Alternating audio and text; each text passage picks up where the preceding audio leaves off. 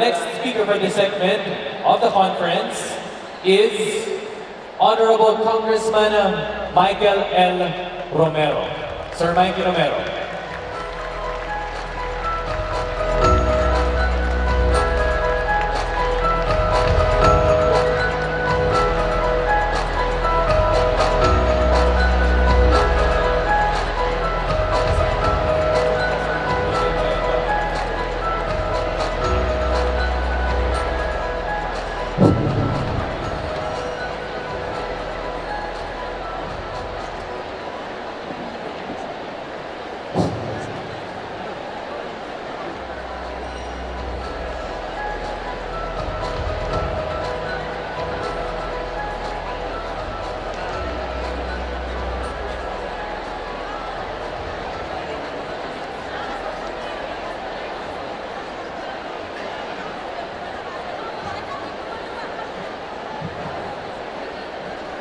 Magandang umaga sa lahat. Good morning.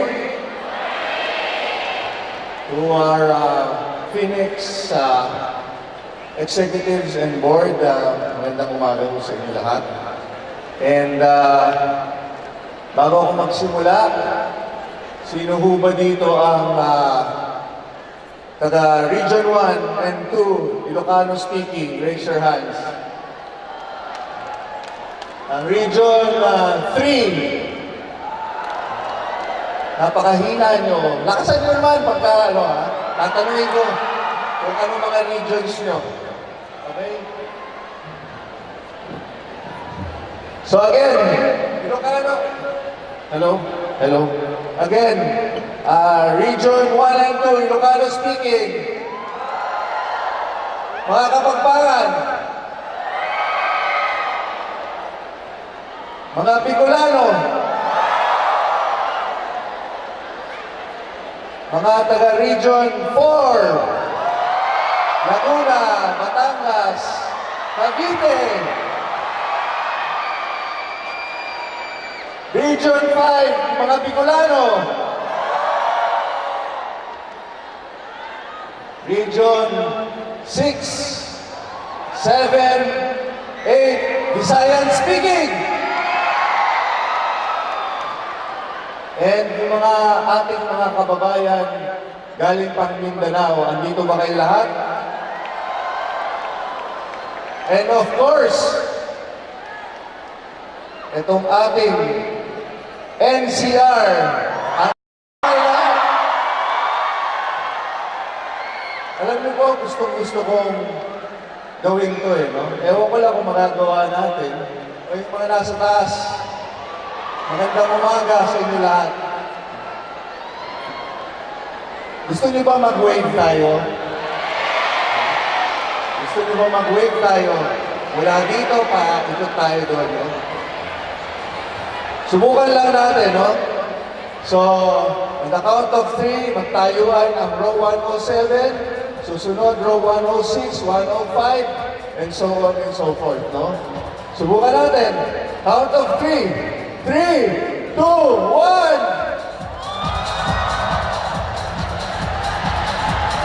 Lakasan natin! Hindi tayo narinig! Lakasan pa!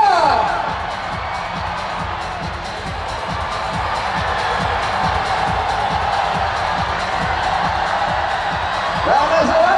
Ibalik natin! Ibalik naman natin!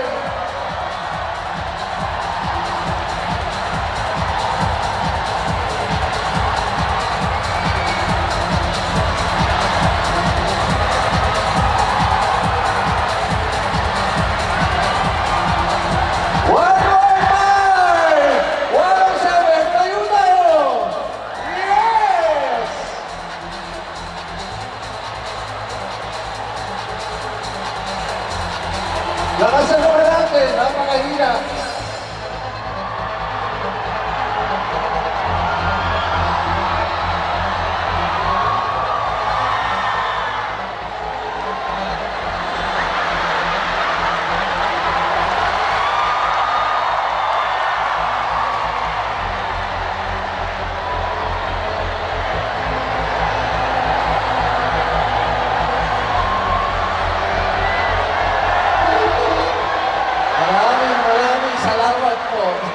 mauubos po ang oras natin. So maraming salamat po sa ating nasa room 407 hanggang dito ho sa 416. So, maraming salamat. No? Sisimulan ko na ho ang aking speech. No? Ito pong speech ko, actually, tungkol lang sa mga nagawa ko sa buhay. Ito pong journey ko from business to sports to politics. No? Kasama ang puno ko dito po sa Phoenix. Isa po akong miyembro dito. And kasama po ako sa mga nag-start ng Junior Phoenix noong pong 1999. So napakatagal na po namin dito. Salamat po. Dati po, panaginip lang sa amin ng mga financial executives around the Philippines to be with the students studying finance and economics. And ngayon po, dati nakatayo kami sa entablado, umiikot kami sa buong Pilipinas, promoting finance. Ang nasa harap lang po namin ay 3 tao. Ngayon po, tignan niyo naman, punong-puno to the bleachers, no? I salute the Phoenix board for doing this. And the JFinex committee. Napakagaling nyo. Anyway, ito na po ang aking, sana may mapulot kayo or inspiration about how I did it. No? And I want to impart this to all of you. And baka naman in the future, you can do better than me, you can achieve more than us, and we are open for that. No? So, next slide please. So, nagsisimula po lahat sa magandang edukasyon. Kaya, tapusin niyo ho ang edukasyon niyo. No? So, ako po, nag-graduate po ako ng De La Salle, and mahinang-mahina ako sa mathematics at finance. In fact, in 1994, napabagsak ko one of my businesses, printing press, and sabi ko, with that, I will take an MBA and concentrate on finance. Napakabobo ko at that time sa finance. So, after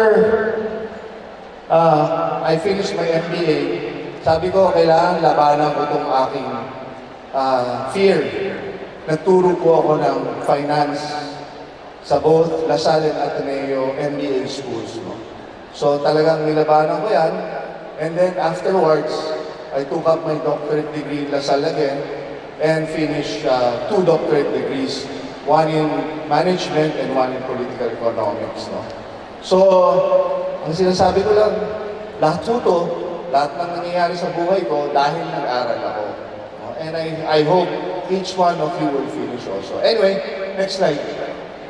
Sa loob ng ay may turumisan ng mga dalawang bultas at North Harbor sa paglabuhin ng Air Asia Philippines na mababa ang pamasahe ng milyong dahero naglikha ng libo-libong trabaho dahil pangarap niya ang one-rakan ang kabuhayan sa tawag ng Europe.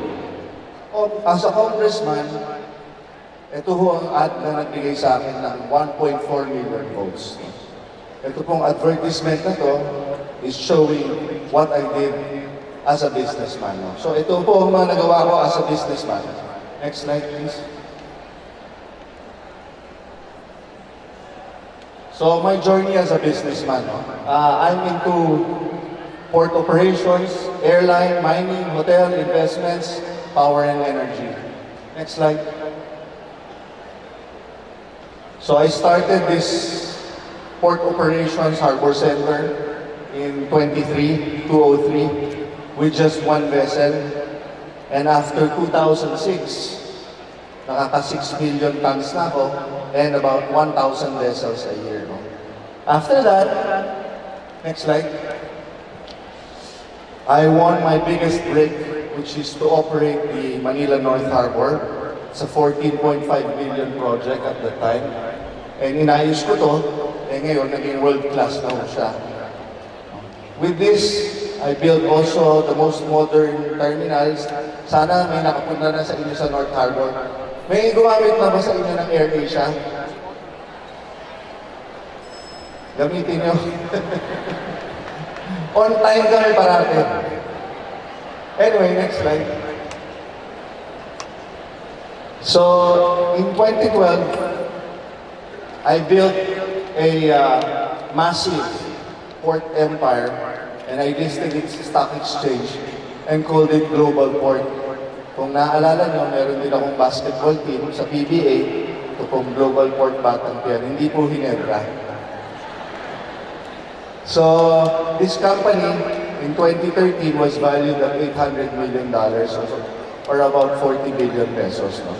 And it was doing 40 million tons of cargo and about 2 million containers a year. Next slide. So, I went into mining. I went into hotel with my wife. My wife is here also. And power. And I bought 50% of Burger King for a while and then sold it. So, I buy and sell companies now. Next slide. And of course, this one is my, I think, one of the growing businesses ngayon is my AirAsia business. It's 8 million passengers now and getting 15% of the market. In Malaysia, it is now the biggest budget carrier. In Thailand, it's now the biggest carrier. In Indonesia, it's gonna be the biggest carrier. And now the Philippines, we are taking it by a storm.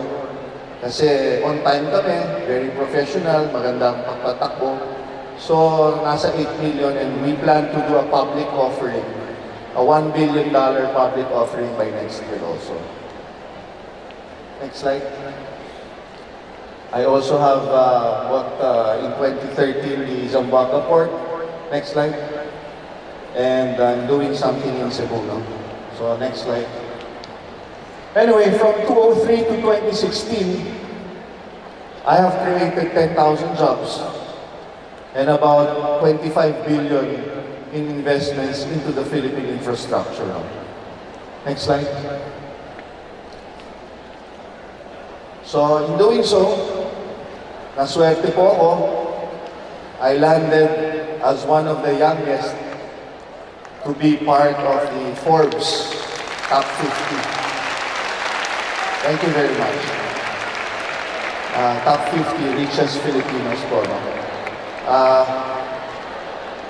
In 2013, I was number 26, but of course it dwindled down because of some other problems.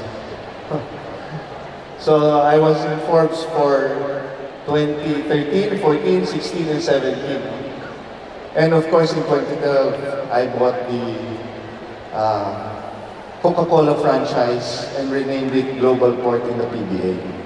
Next slide. Ito naman ho ang journey ko as a sportsman.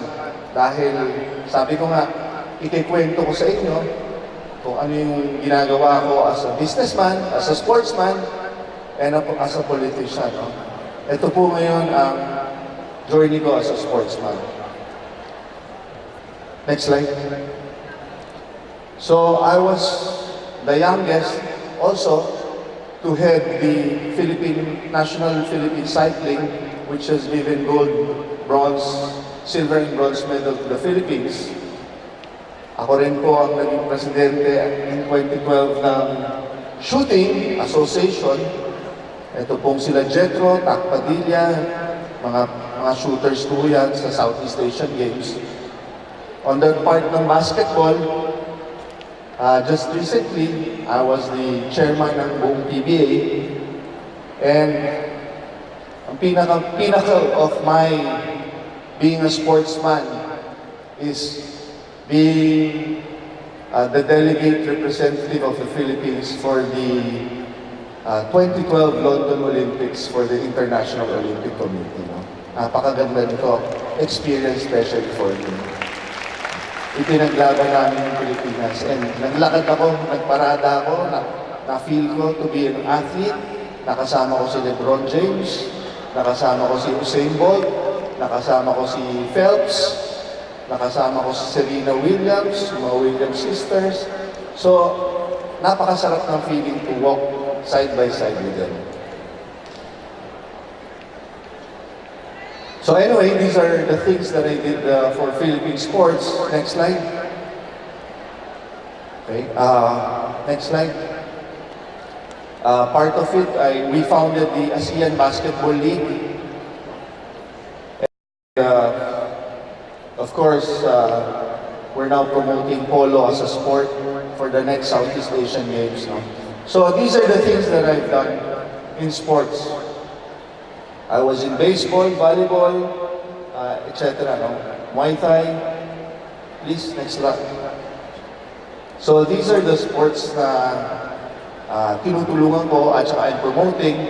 And ako, hindi lang ho finance, hindi lang pag-aaral. Ang gusto ko impart sa inyo rin is, you know, you have to take care of your health all the time. Ha? Jogging kayo, basta yung dugo nyo, nabubuhay, umiikot, kasi kailangan natin yan, hindi lang magtrabaho. Next. So actually, as a congressman, ito na ho ang aking buhay ngayon, no, is to give back. Tulungan naman ang mga nakatulong din sa akin. No? So my journey as a congressman, next slide. Kasama natin ang One Up Man. Salamat. Sama-sama natin isulong ang edukasyon, sports at kabuhayan. Para sa ating mga atleta, mga kabataan, mangingisda, magsasaka, At iba pang mga bayan ng Pilipinas. tayo yung nagsasabing person. Ako, kayo, tayong lahat. Gagawin natin ang pagkakas. Salamat. Binitin ko muna kayo.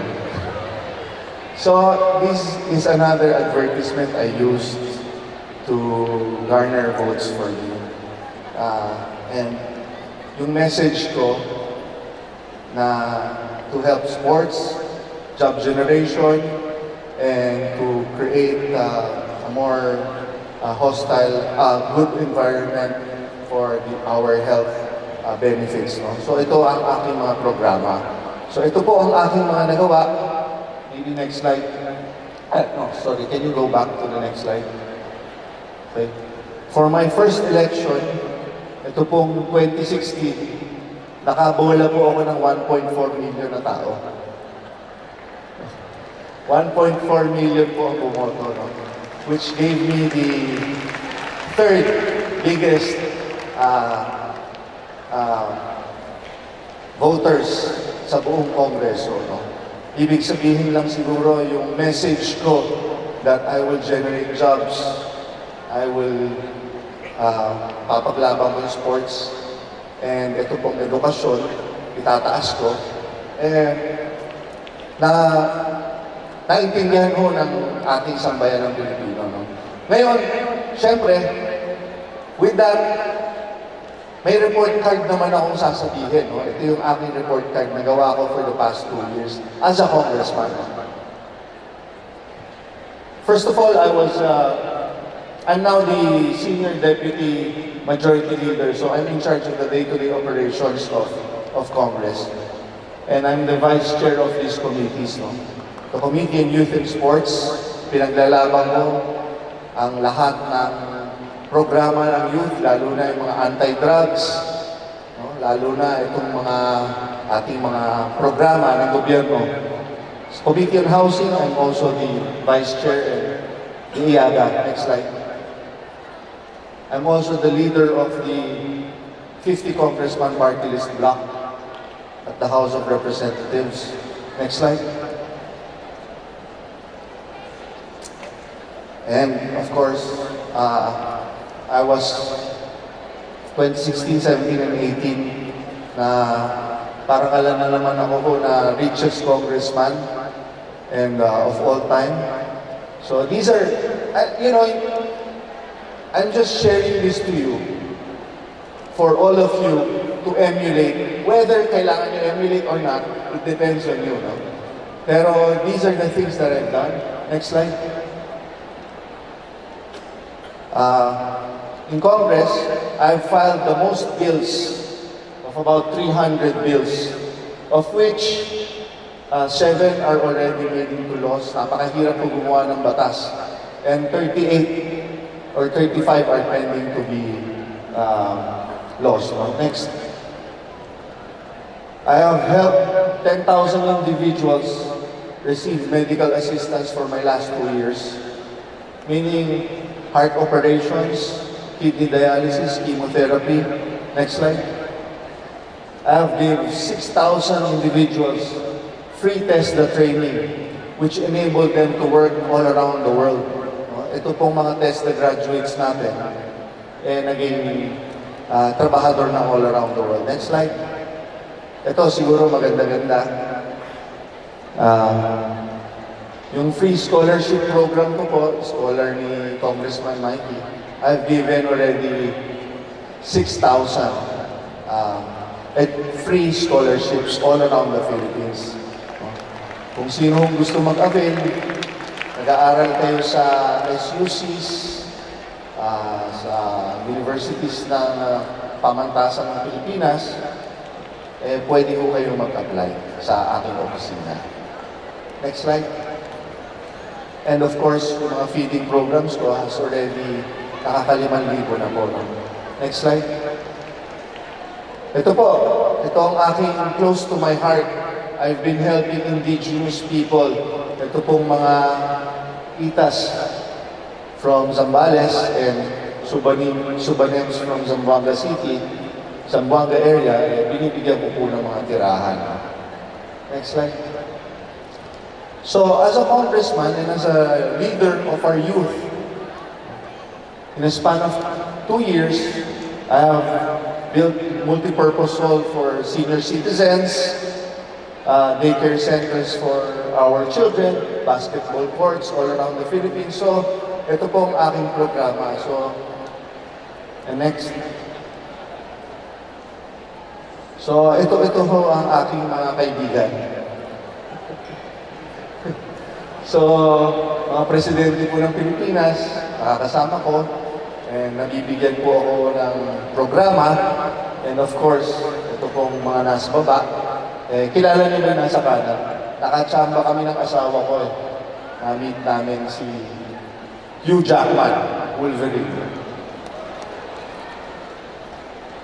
Anyway, next slide.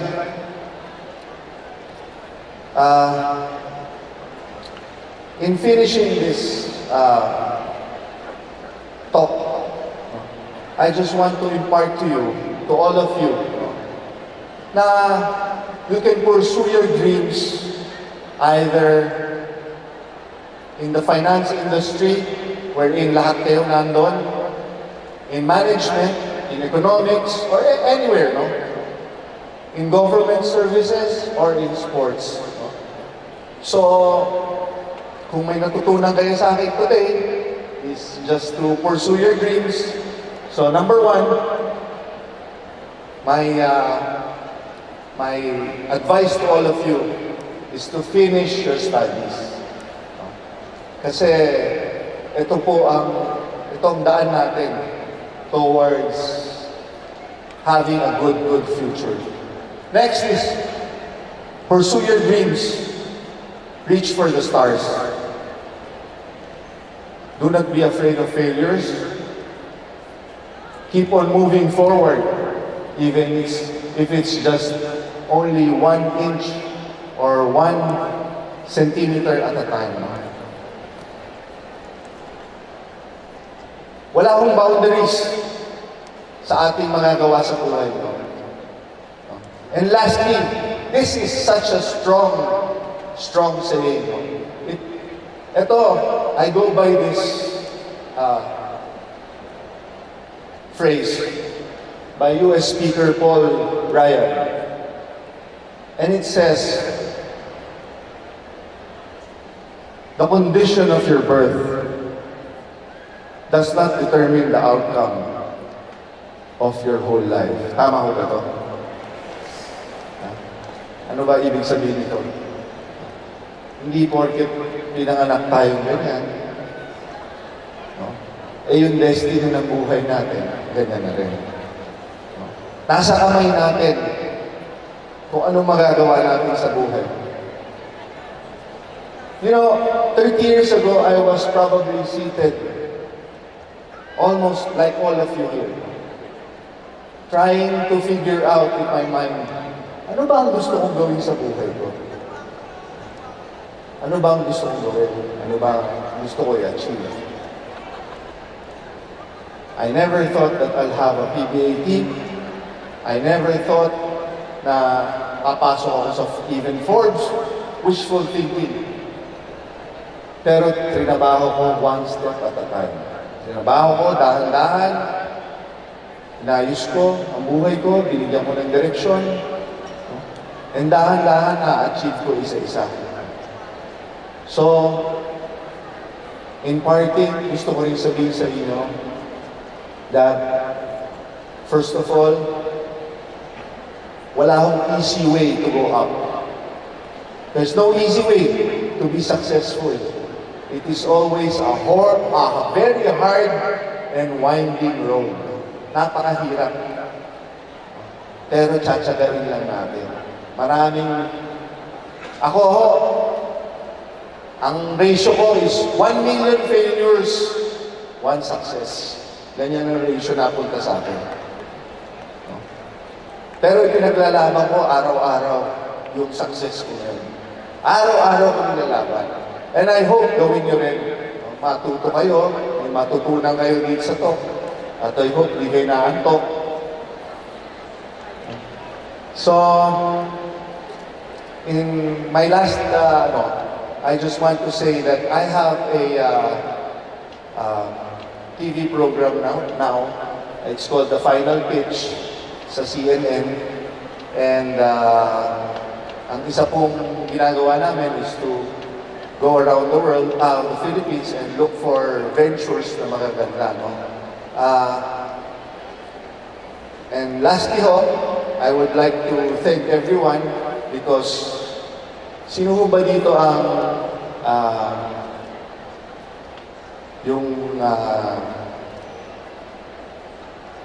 that are attending the ICFC, the Intercollegiate Finance Competition? Meron ba? So, I'm very happy to say that I'm also one of those who created it, the Intercollegiate Finance Competition. Wala hong naniniwala sa amin ni Grace in 1999, sabi, wishful thinking yung Intercollegiate Finance Competition yun. Hindi yan kayang lumipad. 1999, ginawa ko yung first Intercollegiate Finance Competition. Nakachamba. Naging successful isang araw. The next year, nakachamba ulit. 2 taon na. And after 20 years, tinanong ko kanina, hindi lang ng member ng Intercollegiate Finance Competition. 90 schools. Maraming salamat for helping us there. So, in my final pitch, this is a pitch.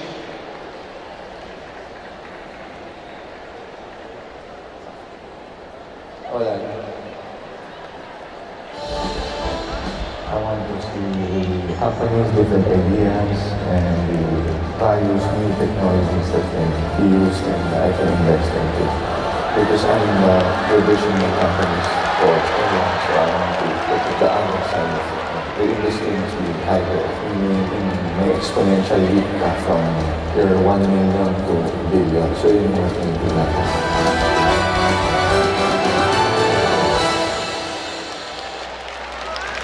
So, lastly, sino ho bang gustong yumaman? Nasa kamay. Sino ho bang gusto maging successful? Nasa kamay. Mag-aral. Tapusin ang pag-aaral. Ha? Tama ba? And then mag-apply kayo. Dami dito mga pag-a-apply ng mga kumpanya. No? So, sana po, may natutunan kayo sa buhay ko. And I just want to inspire every single one of you. And if you want to talk to me, I'm just in Congress 24/7.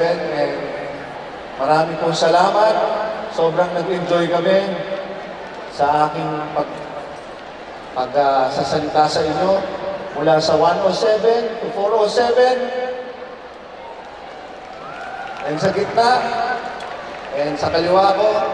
Again, maraming salamat po. Maraming salamat po, Congressman Mikey Romero. May we request for you to remain on stage as turning it over now to Micah. I believe, sir, meron pong may katanungan po para sa inyo. Hi, Migs, and thank you, Congressman, for that inspiring talk. So we have here Ellen from DLSU as well, so she has a question to ask. Hi, sir. So I'm Mary Ellen Lee from De La Salle University, Manila. Sobrang interactive po yung ng talk nyo and your achievements are very, very impressive. And yung question ko is, sa lahat po ng nagawa nyo sa Congress, ano po yung nag-iisang achievement na you're very, very proud of and why? Alam nyo, in Congress, first of all, dapat public servant ka.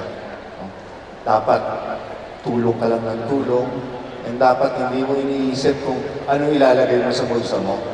Tama ko ba yun? So, nagkataon, sinuwerte na ako sa buhay, and I'd like to help more. So, yung bulsa ko sa Congress, sarado. Hindi ko nilalagay.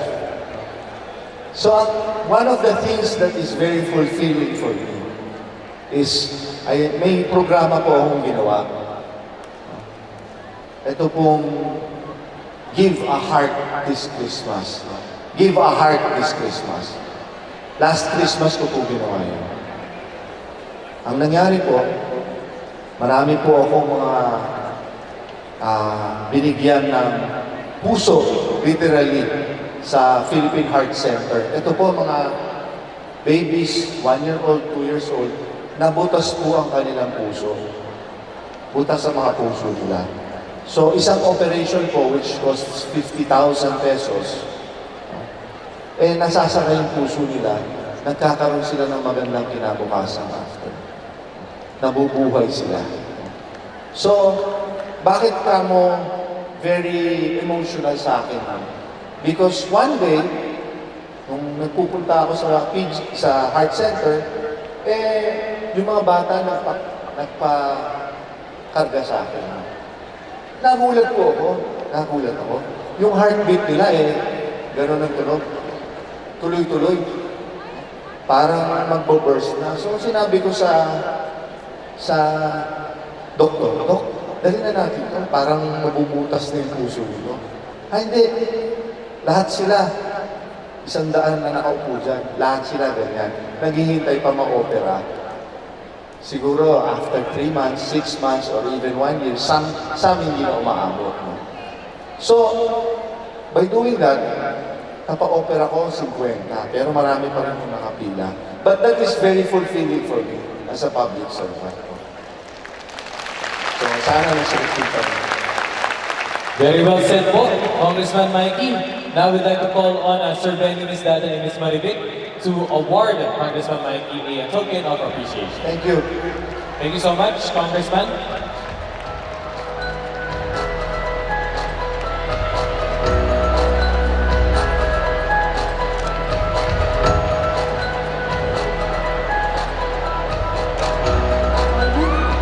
We would like to give this and present this certificate of appreciation to Honorable Michael Romero for being a speaker during the first JFinex conference, Future Business and Finance Leaders, and for his invaluable support as one of the proponents of the Intercollegiate Finance Competition. Everybody, let's give him a round of applause.